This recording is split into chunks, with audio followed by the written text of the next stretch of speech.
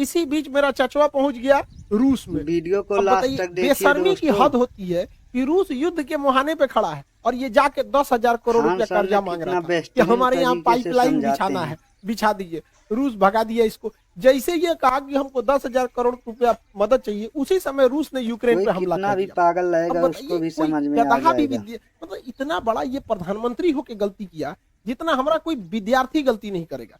आखिर यूएसएसआर पूरी दुनिया का इतना बड़ा देश कैसे बन गया?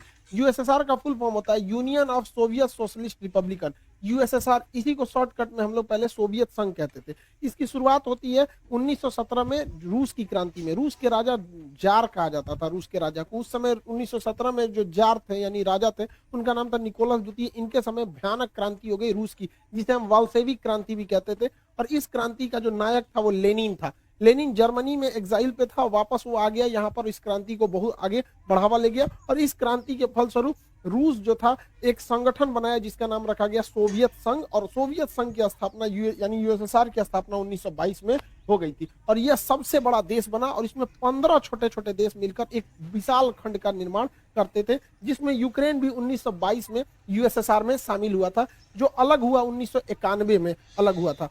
तो अब हम समझते हैं यूएसएसआर इतना बड़ा था। ये अभी इसमें ये सारे देशों को अगर हम शामिल कर लेते थे तो ये एक्स्ट्रा इतनी जमीन जो थी वो मेरे को यूएसएसआर तो के ये पास नहीं थी। समझ में टूटने के आता, बाद, कभी ये कभी 15 मैं देश टूटने सोचता के बाद हूँ भी 70% एरिया बच गया खान रूस के सर पास। ने यूएसएसआर ज्यादा समय तक नहीं किसी चल के पाया था बारे और में रूस इतना 15 देशों में सही टूट बोल गया। देते हैं, कजाकिस्तान, किर्गिस्तान, इनको नहीं डर ताजिकिस्तान, लगता है, इनको तुर्कमेनिस्तान, नहीं धमकी उज्बेकिस्तान, आता होगा। Georgia, Armenia, Azerbaijan, Estonia, Latvia, Lithuania, Ukraine, Moldova, Belarus और रूस। 15 देश टूट गया, 15 हो गया, अब गिनते रहिएगा। तो यहीं से टूटा यूक्रेन। 15 देशों में एक यूक्रेन भी था जो इसमें से अलग हो गया था।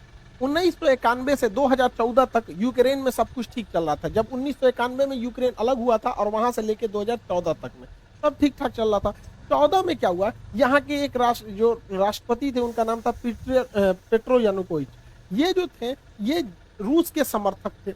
रूस कह रहा था कि तुम यूक्रेन को यूरोपीय यूनियन में शामिल मत करो, क्योंकि अमेरिका की एक चाल है, इन यूरोपीय यूनियन में शामिल करता है, उसके बाद उनको नाटो का सदस्य बना लेता है। नाटो के जितने देश हैं वो किसी भी देश को मिलकर मारते हैं।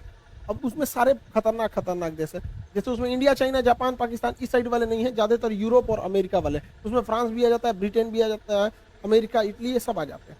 तो यूरोपीय यूनियन में रूस ने मना किया यूक्रेन को जाने के लिए। हालांकि पेट्रो जो थे रूस के समर्थक थे, लेकिन जनता चाहती थी वो यूरोपीय यूनियन में जाए। ये लास्ट मोमेंट पर पेट्रो ने अपना डिसीजन बदला, जिस वजह से यूरोपीय यूनियन में शामिल कराने वाली जनता जो थी वो यूक्रेन के राष्ट्रपति का विरोध कर दी, जिस वजह से ये 2014 में भाग के यूक्रेन में चले, रूस में